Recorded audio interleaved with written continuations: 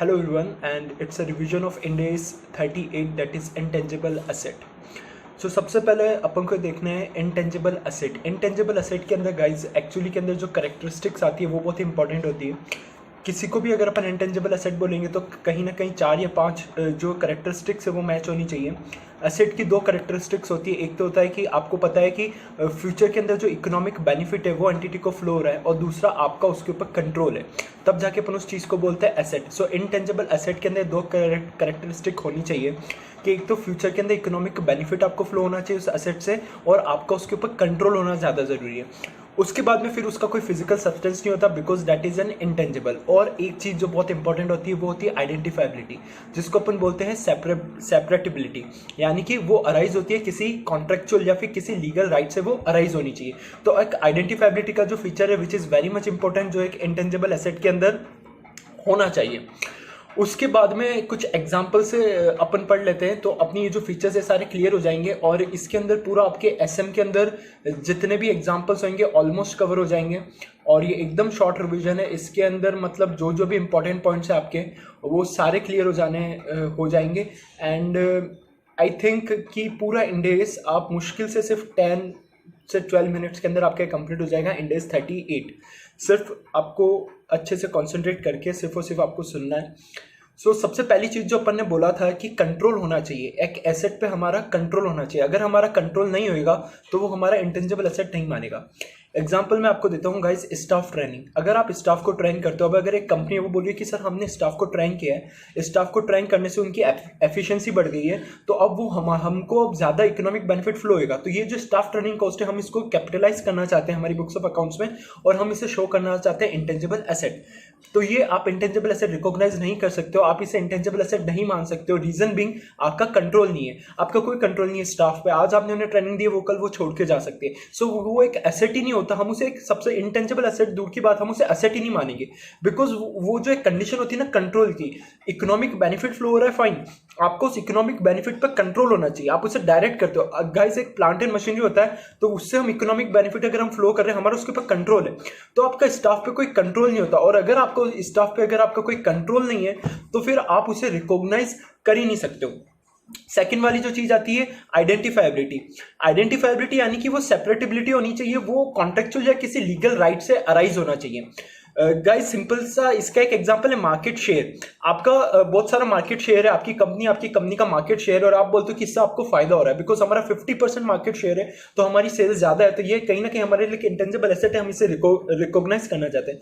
But it is not possible, इसके अंदर आइडेंटिफाइबिलिटी नहीं, आप इसे सेल नहीं कर सकते। क्या आप अपना मार्केट शेयर सेल कर सकते हो? आप अपनी बुक्स के अंदर ला सकते हो, आप बता सकते हो कि इस मार्केट शेयर को मैं सेल करना चाह रहा हूँ, क्या किसी कॉन्ट्रेक्चुअल या लीगल राइट से राइज हुआ? नहीं। तो मार्केट शेयर सिंपल से आप इंटेंजिबल एसेट को रिकॉग्नाइज नहीं कर सकते, बिकॉज यहाँ पर जो है आपका कॉन्ट्रेक्चुअल राइट नहीं है, ये मतलब किसी कॉन्ट्रेक्चुअल या किसी लीगल राइट से अराइज नहीं हुआ। आइडेंटिफाइबिलिटी नहीं है, फर्म से आपकी कंपनी से अलग नहीं है, आप इसे सेल नहीं कर सकते हो।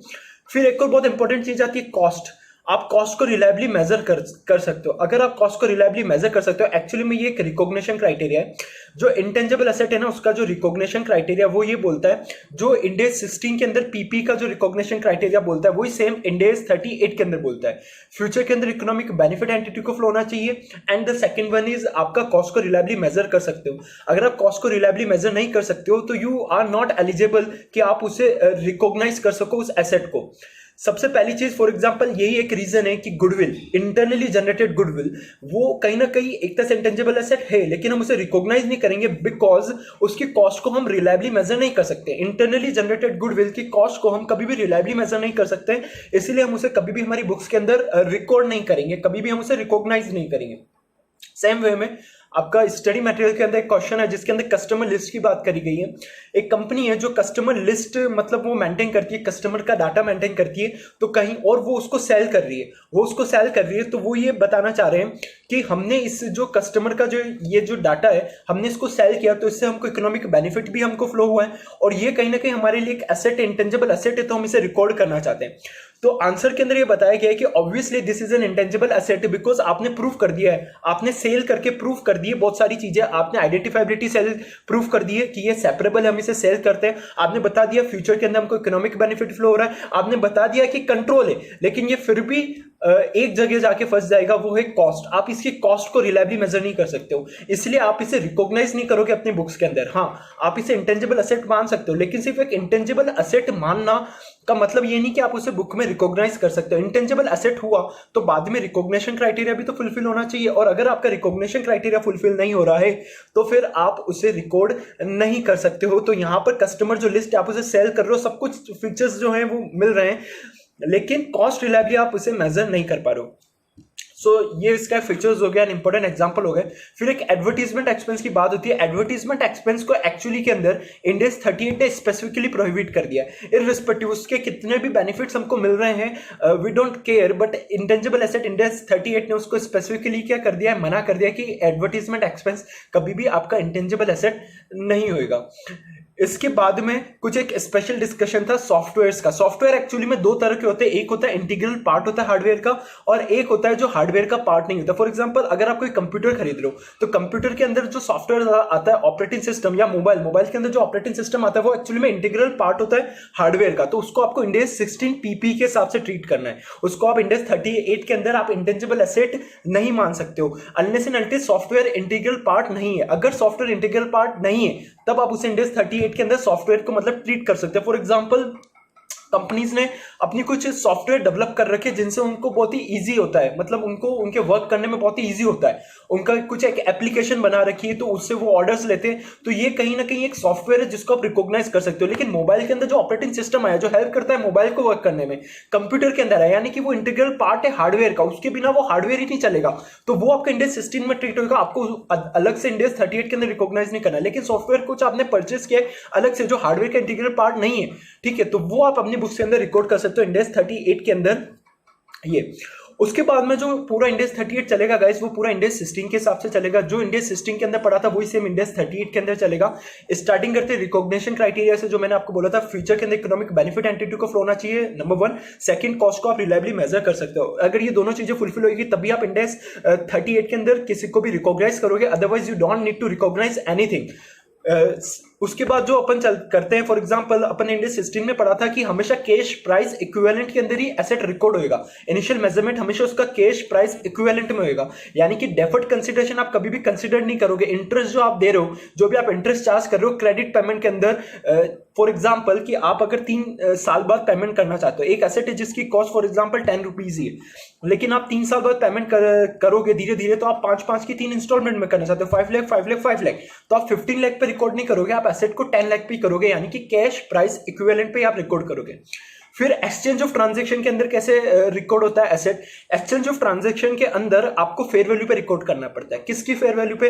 तो फर्स्ट प्रेफरेंस आपको हमेशा fair value of the asset given up. फिर for example I am recording the asset, मैंने मेरा कुछ एसेट दिया और कुछ एसेट लिया, तो जो एसेट मैंने दिया है, जो मैंने गिवन अप किया है, उसकी जो फेयर वैल्यू होगी मुझे उस पे जो एसेट मैंने लिया है उसको रिकॉर्ड करना है।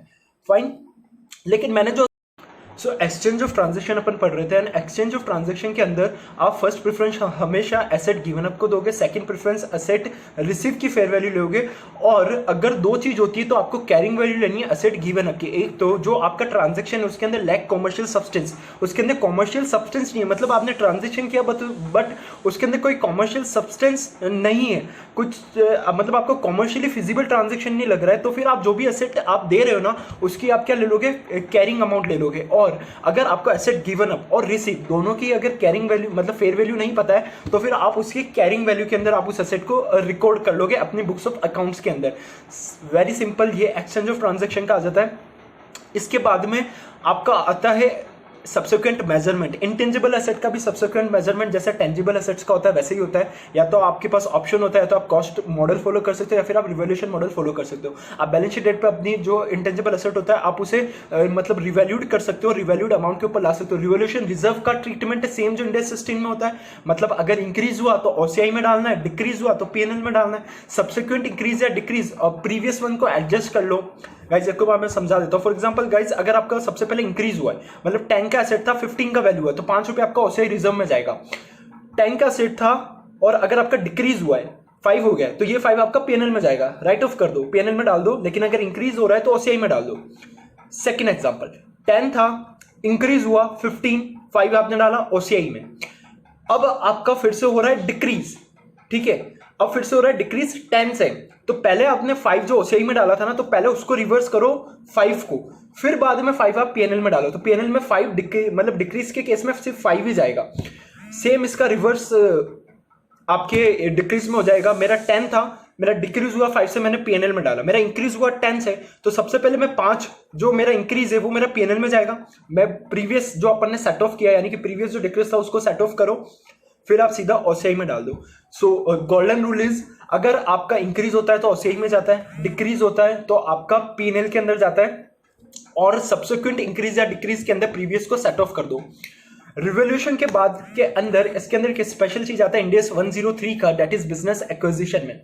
बिजनेस एक्विजिशन में अगर हम किसी भी एसेट को रिकॉग्नाइज कर रहे हैं तो 103 हमको बोलता है कि हो सकता है कि कुछ ऐसे एसेट है जो एक्वायरी ने, जिसको हम कंपनी को एक्वायर कर रहे, रिकॉग्नाइज नहीं कर रखे, लेकिन आप अपनी बुक्स के अंदर आप अपनी बुक्स के अंदर एक्वायरर चाहे तो उसे रिकॉग्नाइज कर सकते हैं। फॉर एग्जाम्पल गुडविल आपकी रिकॉग्नाइज होती है, वो इसी प्रोविजन के कारण होती है।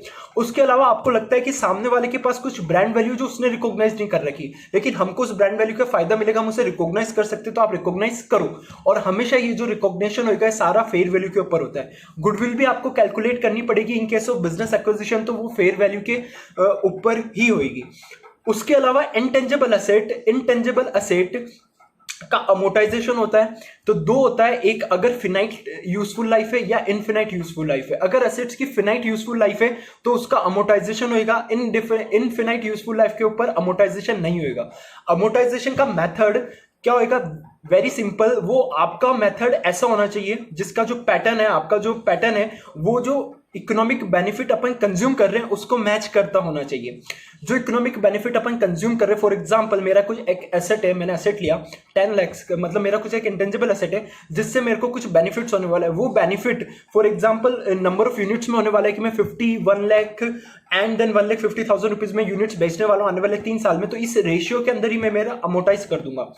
और अगर आपके पास कोई ऑप्शन नहीं, अगर आप ये पैटर्न नहीं हो रहा है मैच, तो फिर आप एसएलएम के अंदर अमोर्टाइज कर सकते हो, लेकिन अमोर्टाइजेशन सिर्फ फिनाइट एसेट्स का ही होगा, इनफिनाइट एसेट्स का नहीं होगा। और अगर कुछ चेंज आता है तो सेम जैसे इंडेस अपन 16 में पढ़ते थे, अगर कुछ भी चेंज आ रहा है तो आपको इंडेस 8 बोलता है कि यूजफुल लाइफ के अंदर चेंज आना है, कुछ भी चेंज आना, ये एक अकाउंटिंग एस्टिमेट होता है, एंड अकाउंटिंग एस्टिमेट का चेंज हमेशा रिकॉर्ड होगा प्रोस्पेक्टिवली, यानी कि कुछ भी अगर चेंज आ रहा है तो सिर्फ आपको प्रोस्पेक्टिवली रिकॉर्ड करना है, आपको रेट्रोस्पेक्टिवली रिकॉर्ड करने की कोई रिक्वायरमेंट नहीं है। सब्सिक्वेंट एक्सपेंडिचर अगर आप कुछ करते हो गाइस, तो सब्सिक्वेंट एक्सपेंडिचर को आप कैपिटलाइज कर सकते हो सब्जेक्ट टू रिकॉग्निशन क्राइटेरिया। अगर आपका रिकॉग्निशन क्राइटेरिया मैट हो रहा है तो फिर आपको सब्सिक्वेंट एक्सपेंडिचर को you just need to capitalise it this. And there are two types of expenditure. The number one is research expenditure and the number second is development expenditure. So every research expenditure as per Ind AS 38 आपको P&L के अंदर right of करना है, आपको P&L में डालना है। And every development expenditure is not required to be write off in a P&L. वो development expenditure को आपको कैपिटलाइज करना है और आप उसे Ind AS 38 के अकॉर्डिंग इंटेंजिबल एसेट मान सकते हो। देखिए कुछ कंडीशंस भी जो है यहाँ पर वो फुलफिल होनी चाहिए। नंबर वन, हमारा इंटेंशन होना चाहिए कि हम उसे कंप्लीट कर सकते हैं। उसके अलावा हमारी एबिलिटी होनी चाहिए कि हम उसे कंप्लीट कर सकते हैं, हमारे पास एडिक्वेट रिसोर्सेज होने चाहिए कि हम उसे कंप्लीट कर सकते हैं, हमारा जो बेनिफिट्स है वो कॉस्ट से ज्यादा होना चाहिए। ये अगर कुछ कंडीशंस स्पेसिफिक मतलब मैट होगी तभी अपन डेवलपमेंट एक्सपेंडिचर को इंड AS 38 के हिसाब से क्या करेंगे, कैपिटलाइज करेंगे। उसके अलावा इंटेंजिबल एसेट्स पे इंपेयरमेंट भी लगता है इंड AS 38 के हिसाब से, और इंपेयरमेंट का जो इंड AS 36 है वो बोलता है कि इंटेंजिबल एसेट जिनकी आपकी इंडेफिनिट यूजफुल लाइफ है number one, and intangible asset जो नॉट अवेलेबल फॉर सेल है, वो दोनों ही आपके test for impairment every year होंगे, चाहे इंडिकेशंस ऑफ इंपेयरमेंट हो या नहीं हो, वो आपके टेस्ट फॉर इंपेयरमेंट हमेशा होंगे। So guys this is what Ind AS 38 is all about, and I just think कि मैंने सारे जो जितने भी प्रोविजंस थे वो सारे in a very simplified manner discuss कर लिए। So thank you so much guys, and just please do like and comment, and please let me know आपको ये जो इन वेरी शॉर्ट रिविजन है from an students point of view वो आपको कैसा लगा है। Thank you so much.